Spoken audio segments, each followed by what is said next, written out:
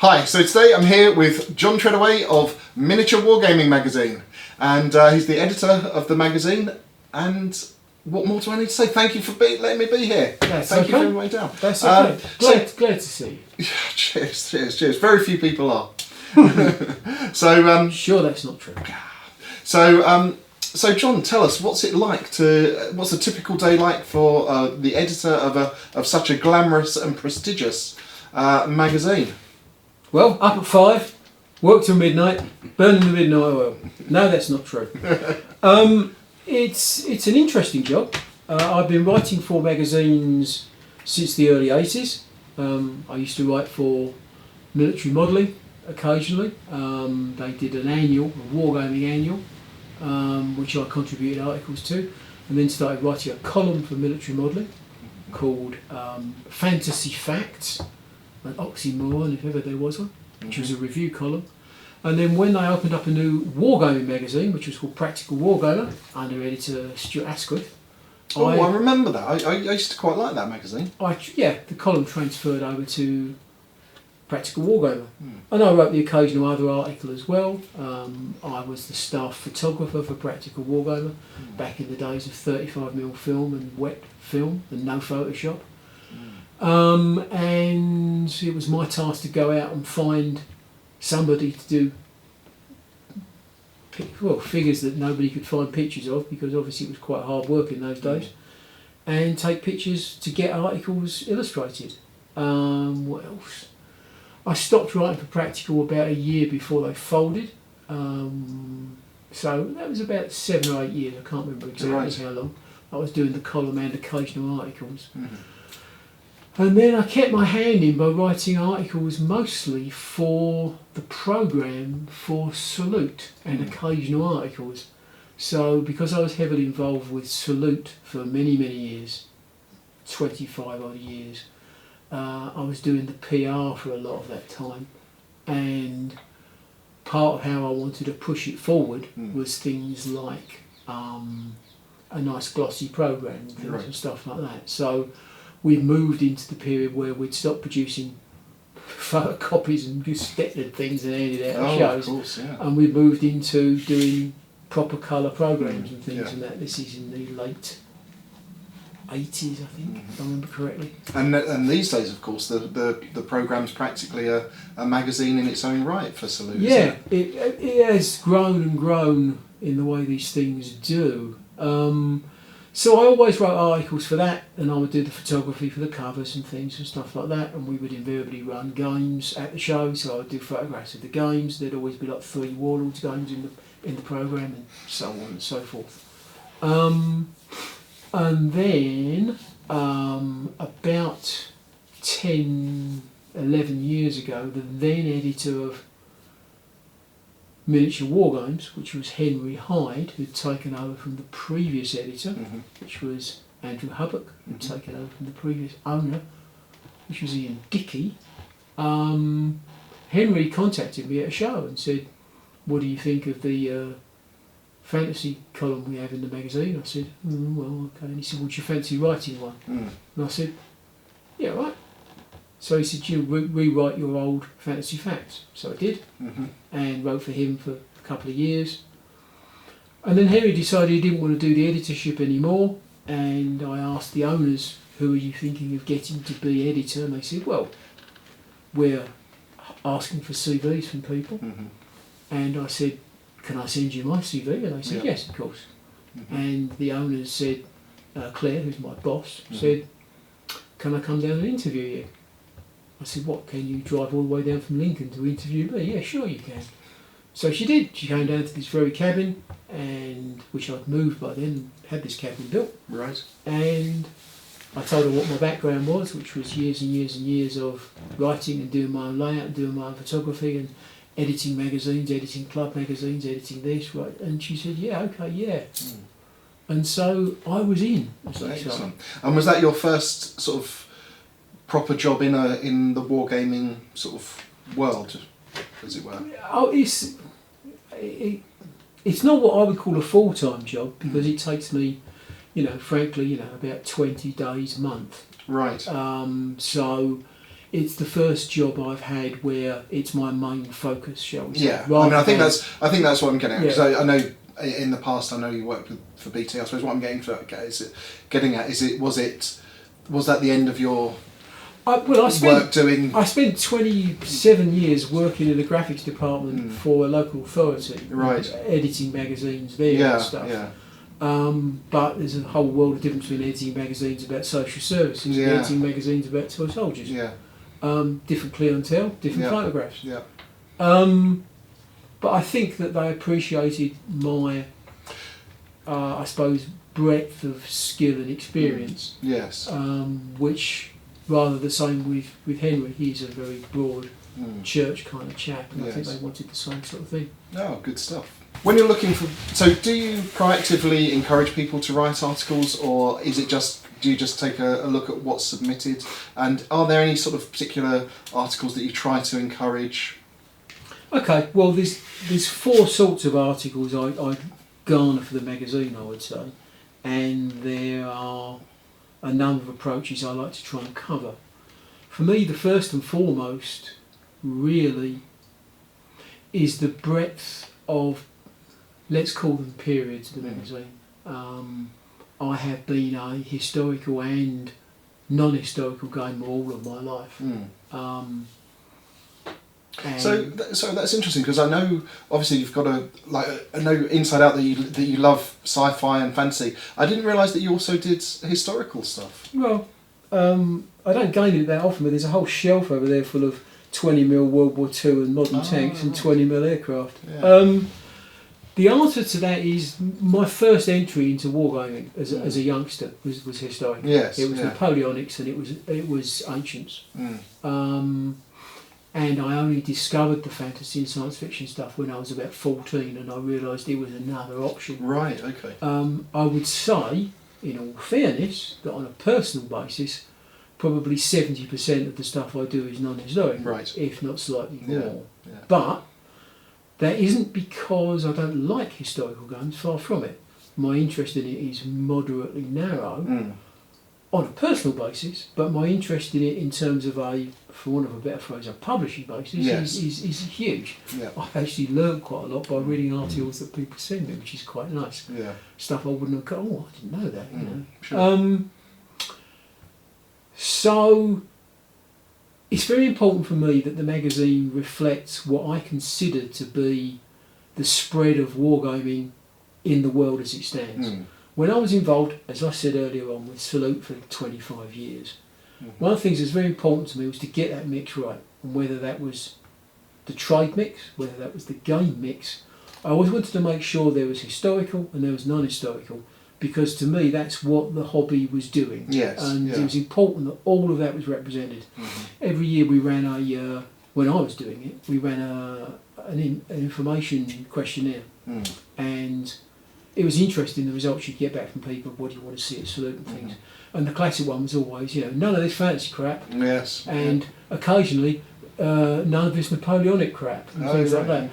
People want to go to a show that's just what they're interested in, with 4 traders that they really want to go and see, and spend the rest of the time in the bar, I think. That sounds good to me. But one of the reasons I think wargame shows and magazines are so important is that they open people's eyes up to other things that they wouldn't be normally opened up to, me included. And yes, people do want to be opened up to you. Indeed, open up, I say, open up, and they do. And I wanted to, when I pitched to the owners, that's what I said I wanted to do with the magazine. I wanted to make sure it covered all of those bases. So first thing I would say is that I'm very keen to make sure that in every issue there's a broad selection of, I can only call it periods, because I don't really want to see much of a distinction between historical and non-historical. Probably the only thing we don't cover really is, frankly, anything Games Workshop, for a number of reasons, one of which they don't need our help.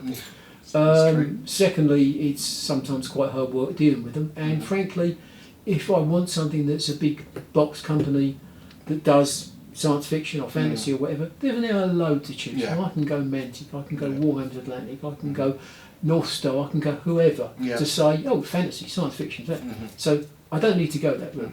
And as I said, they don't need any help from Yeah. us. But I also want to make sure there's lots of historical stuff in there as well, because there are enough wargamers who are very, very dyed in the wool. I'm not going to have anything. What was the phrase the guy used? I don't want anything with that gnomes and fairies crap, which I thought was very, very broad-minded. Yeah. Anyway, so when I'm looking for articles, that's number one on the list. Broad selection of periods. Yeah. But when it comes to types of articles, types of articles are, I like articles that have something people can take away from it, either painting advice, or a scenario they can play, or historical background with a scenario they can play. Now, the last thing I'm looking for is how I got to the World Team Championships. I bowled up 4 and he bowled it down 3, and he not interested, because you can have a little bit at the end of something where this is a scenario. When we played the game, this happened and that happened, so you want to avoid that. That's like an after-match report. That's not a problem. Yeah. But there has to be something people can take away from it. Yeah. So that's the sort of articles I want. Something with some meat that people can grasp. Yeah. When it comes to how I get the articles, I will say to people, well, I say to everybody, you could write an article about that. To everybody, I go to people at shows, I go to people, my friends. I stop people on the street. People walking at bus down the high stops. street. Hey, you, girl on the motorcycle. Sorry, back to the Blues Brothers. There's a great degree of going up to games. That's one of the reasons I love going to Wargame shows. You go to a Wargame show, Christ, that's a bloody good looking game. You fancy writing an article about that? And occasionally they'll say, oh, you're all right. Sometimes they don't want to. Sometimes I can bully them or nag them or encourage them. Sure. I went to early Partisan earlier on in the year, and there was a Lord of the Rings game there, for example, by a bunch of guys that don't usually run Lord of the Rings games, which is the Boondock Saints. And I said, oh, that's an interesting thing. We discussed the rules they were using, and I poked him until he wrote me an article about how he did it. I took some photographs. Everybody's happy. I also like going to shows and taking photographs of just brilliant looking games, because having done it myself, you do a game, you put it on, people go, wow, and then it's gone. Yes. And you see, well, okay. And, I went to, again, a Partisan a couple of years ago, and there was a fella that had spent, I think, lockdown, building this 40mm, I think early Napoleon, like Peninsular War, I think. Oh, right. Okay. With buildings and verband forts and boats and things. Jesus Christ, never going to see this anywhere else. Never going to go anywhere else. It took him 2 years to do it. And then probably once it's been to the show, it's been to 1 or 2 shows, in they'll his probably life. take it apart and that's it. And I said, just tell me, write something about how you did it and why you did it and things, and I'll take loads of pictures. And I wanted to get it in the magazine, so I wanted people to see it. I also use pictures of nice games to encourage other people who want to write articles but haven't got any illustration, because it's a magazine and eye candy is important. So I will say to people, I've got a series of pictures that I've taken on Oosterbeek, for example. This is a nice game. Can you write me an article on Oosterbeek? Right, that person will write me an article on Oosterbeek with a scenario and this and that and the other. So I commission stuff like that. Other people just say, hey, I've written an article on such and such. Do you fancy an article on it? And if they are people with a track record, I go, pictures, okay, fine. So some stuff comes unsolicited. Some stuff comes, I've written this article, can you provide some pictures, John? Some stuff is, I take some pictures, can you write me an article? Some stuff is stuff I write myself about games I've done. I did an article, a pair of articles a couple of years ago on the UFO game I've done. First one was on the background and building the scenery. The second one was on writing the rules, and here's the rules, and you can take it away and play it. And is writing something that you actually enjoy in the same way that you enjoy other aspects of the hobby? It's something I find. I suppose I'm relatively verbose as a person, and I find I can do it. So I quite like getting my thoughts down on paper. I like going to shows and writing articles. For example, a couple of months ago, a month and a half ago, I went to play a game with Henry Hyde, which we do occasionally, him being the ex-editor, and we played a game at his place, and I've written a little article about it because it's a discussion about using old school wargames rules, and I wanted to write something about that event and trigger people's minds. We have a section in the back of the magazine called Last Words, where People will often write things about themselves. I've done a couple of those myself. People shouted at me last time, not everybody, but some people did, because they didn't like some of the things I'd written, but there you go. Opinions of the hobby. I've not stopped being opinionated, I suppose, over the years. Yeah. So yeah, the magazine is therefore composed of bits that other people write because they want to, bits that other people write because I've effectively asked them to or commissioned them to, bits that I've written, and bits that just came almost in the post. Oh, there you go. Right. So it's a combination of different things. So are there any particular challenges with being the editor of the magazine? I mean, obviously, one of the things that strikes me, that sort of springs to mind, is you were saying that when you did your opinion piece at the end, you got some comments back, we'll say. So presumably people have their opinions, and that's the challenge. And are there other sort of technical challenges within the editing? The only two ones that I have at the moment really are a combination of different things. One is you're on a constant churn. I haven't had a holiday in a long time because you're on a monthly turnaround, and perhaps I could flex it in some ways, but I haven't ever been able to, in the time I've been doing it, take a longer than a week away anywhere. Gosh, that's quite demanding then. Because you're on a constant monthly churn, Yeah. and time, tide and deadlines wait for no man. Yeah. So that is, it's not debilitating, but it can get to you occasionally. The other one I have at the moment is just, this may sound really stupid, the magazine is proofed. The magazine is proofed by more than one person. The magazine is proofed by me and other people, therefore. And it just annoys me when you miss stuff. Right. And classically, of course, it's stuff that aren't proper words, because you know we all rely on spell checkers and things like that. But spell checkers aren't going to pick up a comedy word or somebody's name in Russian, and you think, Christ, that's not the way you spell Yeltsin. And it's two different ways at two different points. Yeah, great. And it's things like that I'm not a perfectionist, because perfect is the enemy of good. Yes, yeah. But it's just annoying when, because we live in an internet world where nobody enjoys more than going, "Ha, you found that wrong." You go, "Really? Yeah. How did you spell it in the magazine you wrote?" "Oh, well, there we are then." And yeah, sometimes I take that a bit, you know, but it's it doesn't get any easier, put it that way. Yeah. There's an old saying that you can't proof your own work. Yeah. But I have to, and I have to try. But even with other people in the pipeline, you can still miss it. It's so easy to miss things, though, isn't it? Yeah. That's the thing, especially when it's a whole magazine. I mean, I've only ever written like the odd article here or there, and even that, I think almost every time it's been published, it's like I've kind of I don't, oh no, how did I miss that? You know, it's absolutely, and it just rankles, I guess, and it's it's just. I mean, for example, earlier on I mentioned about the rules I'd written, the Slammers rules, and when I'd done the hardback one in 2010, even having fixed all the typos in it for the one I did last year, I found a couple of typos in that one as well. Yeah. Oh, God, did I miss that? And I bet you read it more than once, didn't you? I might have read it a few times. Yeah. And I still managed to find a couple of typos. Because, well, as you know, because sadly you're only human.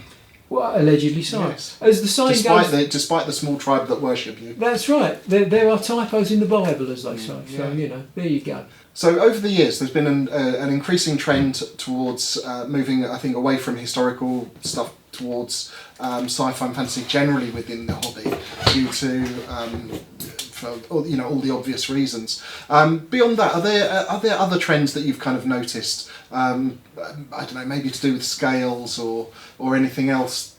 I would say over the years, and it is now obviously a lot of years. Early on, one of the things I noticed was that things became, instead of being mostly book led, periods would be very often media led. Right. So when a television program came out that was popular, When Shogun came out, suddenly everybody had a samurai army. Yes. When the blue and the grey came out, everybody had an ACW army. Yeah. That kind of thing. In the same way that my first army ever was a Napoleonic army, which was an airfix Napoleonic army because they just produced the film Waterloo. And you go, oh, so it's been led by media to some extent. That still happens. I mean, recent, Mantic produced Halo figures, for example. Yeah. Obviously, the whole various manufacturers of doing Star Wars stuff and things. Yeah. And you think, oh wow, back in the day I did an awful lot of Star Trek games, all media led. So there was that.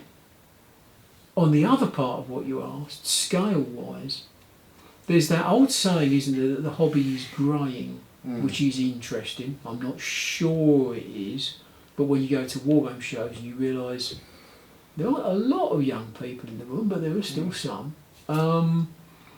I think that there comes in a life, and Kevin sort of alluded to this earlier, where you think, how many armies have I got left in me? Yeah. And the days of, I'm going to do a 300 figure Napoleonic unit. Yeah. Jesus, really? Really? Some people still do, and I take my hat off to them. But there's an awful lot of people that are doing smaller guns, skirmish games. Far more people are playing the likes of Saga and the latest Victrix game, but they are smaller units all the time. Yeah. They're not playing mass fantasy games, maybe they're playing Frostgrave. Yeah. No, it's not a role-playing game, but it's not a mass fantasy game. Yeah. It's something in the middle. Yeah. Because obviously people are painting less figures, Yeah. but they're painting more expensive figures to some extent nowadays. Yeah. I would argue they're painting them better by and large when we compare anything we did, years and years ago to what's being done now. Yeah. Because generally speaking, the figures are very detailed now, and they reward it or demand that you paint them better. So somehow it's interesting to see that, although they still exist, they are existing less and less, the huge mass gains, certainly in 28mm.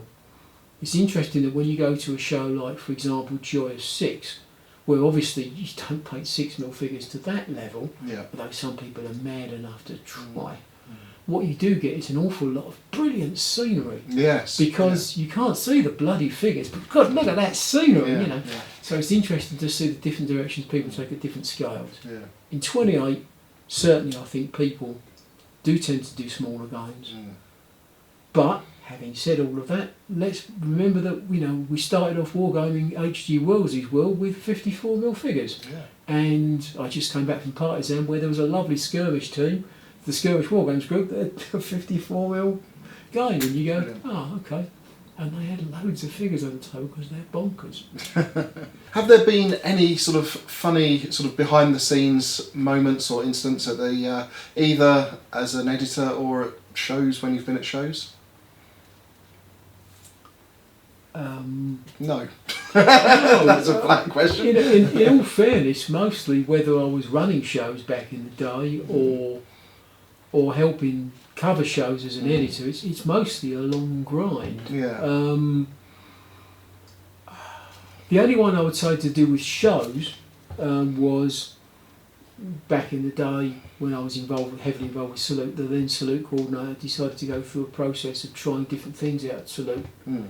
And first year we moved to Olympia, or possibly the second year, I don't remember. His idea to keep children entertained was to have a sumo competition with sumo suits. Oh, wow. And I said, are you, delete this expletive, serious, Declan? And he said, we won't do it again if they don't like it. He was Irish. Yeah. And next year we tried something else. But from that we got a lot of reenacting at shows and people doing combat stuff and people dressing up and things. So it was always one for trying things out. But sumo was possibly not the best idea. I suppose the other one was when we had BB guns, plastic pellet guns, shooting across the ship. Oh gosh! We set up a huge tent indoors. Yeah. In the dark, because they were ones that shot in the dark. Yeah. And encourage people to try them out. Just trying ideas out. Things like that. Okay. Oh, cool. So no, nothing in particular springs to mind as editor. It's. So earlier we talked about about writing for the magazine. If anyone has always wanted to write for the magazine but have never been sort of had that confidence or whatever, what would you say to them?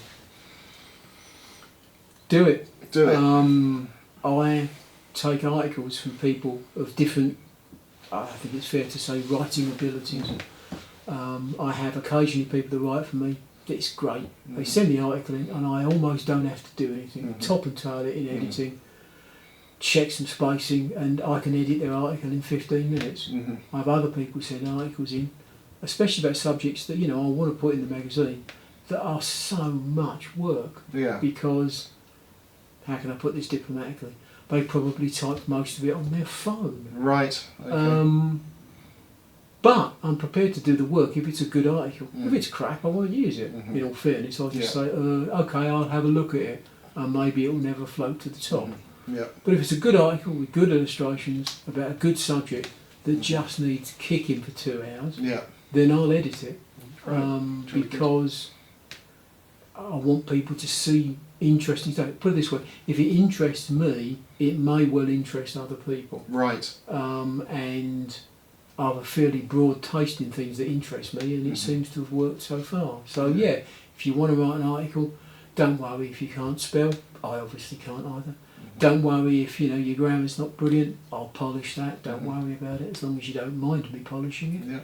And I'll ask you if there's, I mean, classic one of people write me articles and I've read them and think, I don't understand that. And I've emailed the guy back and said, what do you mean when you say X and Y and Z? Oh, I mean blah blah blah blah blah. Okay, I'll filter that in as well. So it can be a cooperative process. But right, it doesn't it doesn't cost anything to sit there in front of the telly with your iPad or your whatever or a laptop and just sit there and type some stuff. Yeah, yeah. Jolly good. Well, John, thank you ever so much for this interview and spending time with me today. That's all right. And I'll see you soon. Thank you. Cheers.